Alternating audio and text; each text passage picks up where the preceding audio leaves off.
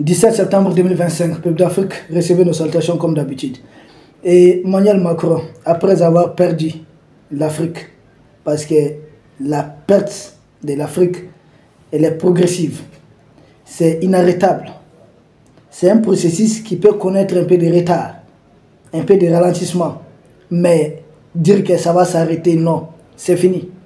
C'est inarrêtable, c'est déjà en cours. De l'autre côté, c'est là pour effet quoi? Emmanuel Macron va également perdre la France. Pas qu'il va perdre la France, mais surtout que la France elle-même ne risque pas de se perdre dans ça. Parce qu'Emmanuel Macron risque de tomber à la fois avec son pays.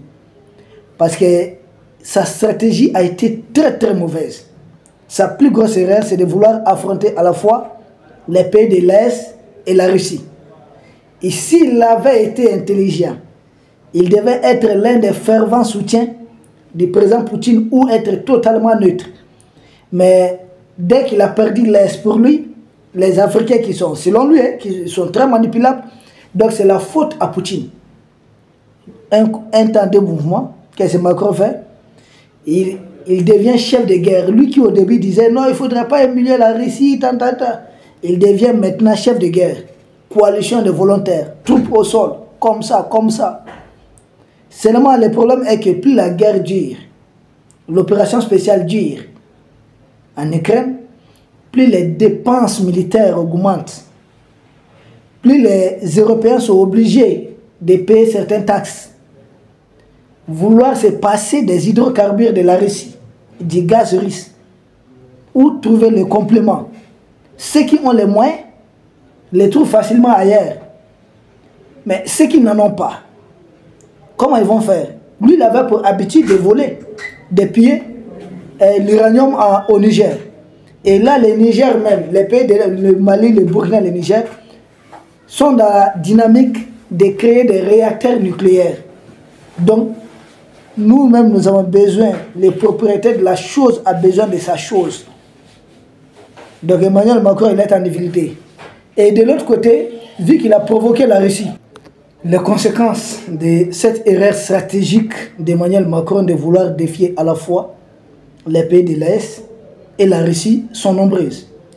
Et la toute première conséquence, c'est le niveau de défiance. Vous voyez, de plus en plus, on défie le pouvoir d'Emmanuel Macron dans la rue. Et partout, il y a un peu de, on casse un peu partout, de gauche à droite. Donc là, son pouvoir est réellement en difficulté. Il est défié. Il est défié dans son propre pays. Lui qui voulait provoquer que les gens nous défient ici dans l'espace AES ou que le président Poutine soit défié chez lui. Résultat, nos présidents sont très populaires chez nous, dans l'espace AES, en Russie.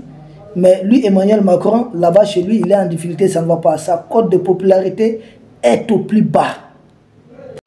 Autre conséquence, magazine de La Croix, selon Alain Juppé, ancien député, ancien maire de Bordeaux, ancien premier ministre de la France, il dit de plus en plus de jeunes, c'est une étude de La Croix, ça ne vient pas de moi, de plus en plus de jeunes français veulent un président à l'image de Poutine, ou veulent un militaire au pouvoir. Là encore, c'est l'effet de la Russie ou l'effet AES. Parce que les militaires au pouvoir, ils vont passer au général Assimi Goïta, au président Ibe Traoré. Nous avons un impact véritable sur Emmanuel Macron. De sorte que n'oubliez pas, qu'est-ce que Macron dit? Macron, pour s'adresser à ses adversaires qui l'appellent à la démission, il dit: venez me chercher. Je sais que vous êtes manipulés par les blogueurs russes. Ces blogueurs russes-là, c'est nous tous ceux qui ne pensent pas comme lui, pour lui, ne pensent pas pour lui, sont des blogueurs russes. Automatiquement, pour Emmanuel Macron, c'est comme ça. Lui, sa chute, tout son problème, c'est la Russie. Or, un général français lui a dit, ce n'est pas la Russie qui est l'ennemi de la France. Le premier ennemi de la France aujourd'hui, c'est Emmanuel Macron, qui a désindustrialisé la France, qui est arrivé à la tête du pays en tant que banquier. Il doit faire beaucoup de choses, des miracles. Résultat, c'est l'homme qui a le plus endetté la France, depuis De Gaulle jusqu'à présent, parce que leur dette publique là, cette dette là, ça a commencé, si j'ai bonne mémoire, en 1974. Donc, Emmanuel Macron, c'est l'un des hommes, en tout cas c'est le président qui a le plus endetté son pays. Donc, c'est du mensonge, c'est de la manipulation. Et c'est pourquoi, quand cette étude du journal La Croix dit que des jeunes Français pensent de plus en plus qu'il faut un autre système de gouvernance autre que leur fameuse démocratie, nous nous applaudissons. Parce que c'est du mensonge. Les présidents élus là-bas n'ont pas de décision. Si ce n'est pas BlackRock, c'est quoi qui dirige des multinationales? Un président à la solde des multinationales. Mais ce n'est pas lui le président, le vrai président là. Lui, on ne lit pas. De toutes les façons, son bras de fer avec l'AS, nous avons vu que le Tchad, il n'y a pas longtemps, aussi a mis fin, d'une manière ou d'une autre, à sa coopération militaire avec la junte macronienne. Le Sénégal l'a fait, même si c'est sous une autre forme. Et en Côte d'Ivoire, même si c'est Macron même qui l'a initié, mais ça reste quand même qu'il a été secoué. Les pays de l'Est ont eu un impact réel sur Emmanuel Macron. Les pays de l'Est, il a réussi un impact réel. Et il faut continuer. C'est pourquoi il faut continuer la communication, sensibiliser, informer, mobiliser davantage les Africains à accompagner ce combat. Nous sommes sur la bonne voie. D'ailleurs, une autre conséquence, c'est au-delà de l'Afrique. La Kanaki qu'on appelle la Nouvelle-Calédonie. Là-bas, les leaders indépendantistes sont plus amplis, actifs. Ils veulent rapidement aller à l'indépendance. Et là aussi, ils ont notre accompagnement. Ça ne va pas se limiter à la Kanaki qu'ils appellent Nouvelle-Calédonie. Ça va atteindre la Martinique, Guadeloupe, Guyane, Réunion. Tous ces pays-là doivent se libérer de la junte française parce que c'est une junte qui est en difficulté. Elle ne tient pas debout. Ne restez pas dans une maison qui est en train de s'écrouler. Courez, sortez, sauvez-vous. Ces États doivent se prendre. Il faut tout simplement mettre fin à cette politique néocolonialiste de la junte macronienne. Et en nommant son ministre des Armées comme Premier ministre, lequel ministre des Armées était ministre de la France d'outre-mer. Or, des ministres de la France d'outre-mer, c'est des gens vraiment qui sont dans l'esprit néocolonialiste. En nommant les ministres des Armées, c'est pour vouloir poursuivre l'effort de guerre en faveur de Zelensky contre la Russie. Là encore, c'est peine perdue. Ce qui veut dire qu'il va encore endetter les Français davantage. Et d'ailleurs, son Premier ministre Sébastien Lecornu, qu'est-ce qu'il a dit? Sébastien Lecornu a dit qu'il pourrait avoir besoin des épargnes des Français. Français, sachez épargner vos sous. Lecornu pourra les prendre, aller les donner à Zelensky. C'est pas moi qui l'ai dit, c'est Lecornu même qui l'a dit publiquement, ouvertement. Ce n'est caché de personne. Suivez les infos. Parce que vos médias là-bas diffusent tout, sauf ce que vous devez entendre et comprendre. Peuple d'Afrique, Emmanuel Macron, il est à terre. C'est effet, impact, AES et Russie. Mais ce n'est pas fini, c'est juste le début du commencement. Et dans sa folie, Emmanuel Macron ne cesse d'accuser ce qu'il appelle les blogueurs russes. Les blogueurs russes, c'est nous autres. Tous ceux qui ne pensent pas comme lui. Tous ceux qui sont opposés à leur politique néocolonialiste. Il les traite de blogueurs russes. Déjà, mais c'est grave. Or, lui-même, il a fait former, il a donné beaucoup d'argent aux fameux blogueurs ici africains. Mais peine perdue, ça n'a servi à rien. Nous savons qu'Emmanuel Macron, à un moment, a même fait dépêcher certains, déplacer. Ils ont pris en charge certains jeunes africains, en France là-bas. Peine perdue. Ils ne sont pas influents ici. Ils sont à perte de vitesse. Ils essaient de s'accrocher par tous les moyens. Mais ça ne va pas fonctionner. Nous allons l'achever. C'est juste une question de temps. Parce que Macron a commis la plus grosse erreur. Il devait savoir où on devait. Je ne sais pas s'il a été enseigné comme ça. Bon, la faute à Brigitte aussi.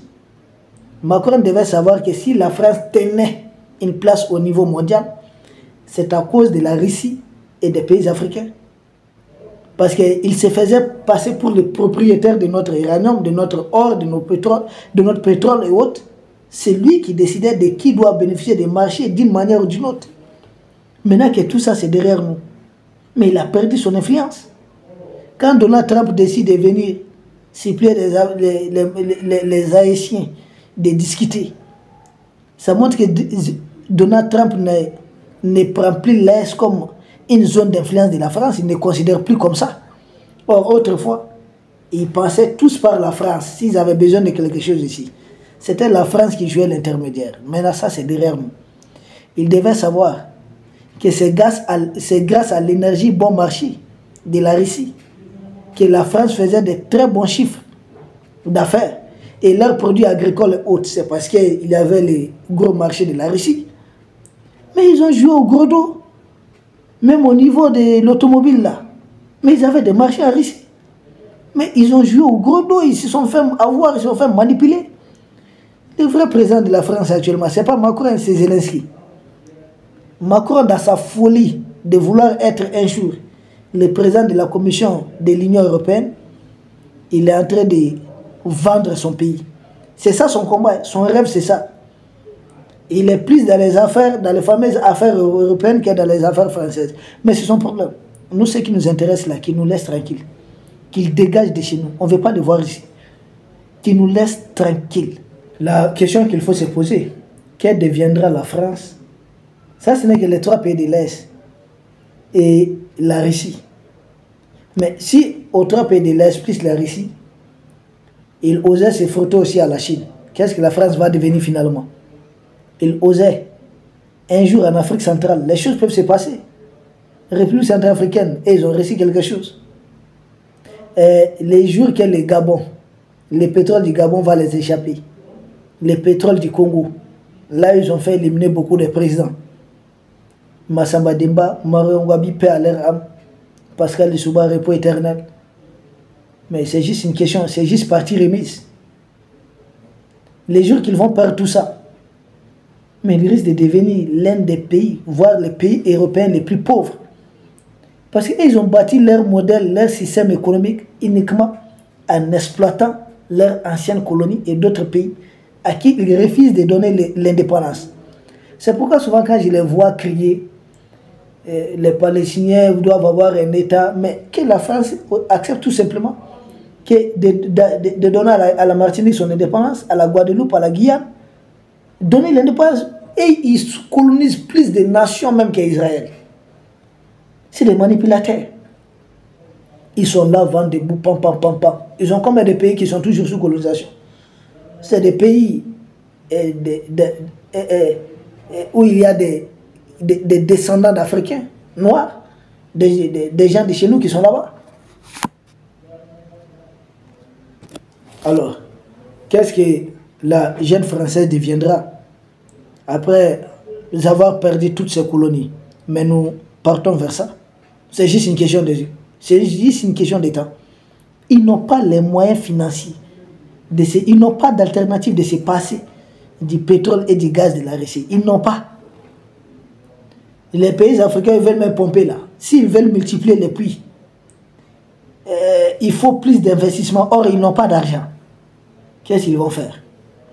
Les gazoducs transsahariens sur lesquels le compte là, ça passe par l'espace AES, ça passe par le Niger. Nous autres de l'Est, là, nous pourrions dire non. Si c'est pour aider, sauver la jeune française, nous pouvons dire non. Ça suffit. Malgré que Tebboune joue à un jeu malais là, je vais faire route, je vais faire chemin de fer pour aller au Niger, on ne nous achète pas. Nous pouvons faire ça de nous-mêmes. Ah oui, oui. Nous pouvons faire passer ces gazoducs autrement, outre que l'Algérie. Il faudrait que l'Algérie et la France arrêtent leur comportement agressif contre les pays de l'Est. Donc, peuple d'Afrique, Emmanuel Macron a commis une erreur monstrueuse en voulant miser, c'est-à-dire dans sa perte de l'Afrique, en voulant miser sur la guerre en Ukraine. Il a commis une erreur monstrueuse. Il perd des deux côtés. Non seulement il va perdre davantage l'Afrique, parce que dans sa rancœur, qu'est-ce que Macron fait? Ces médias ne se cachent pas de soutenir les terroristes. Et ils ne se cachent pas à travers Zelensky apporter une aide considérable aux terroristes, aux terreurs mercenaires. Et là encore, les autres pays vont prendre davantage leur distance d'Emmanuel Macron, un pays qui soutient le terrorisme dans le monde. Comment qualifier ce pays? Donc, nous sommes à ce niveau. Peuple d'Afrique, nous vous remercions. Nous espérons vous retrouver demain pour un autre sujet au sommet de l'actualité. D'ici là, portez-vous bien. Merci.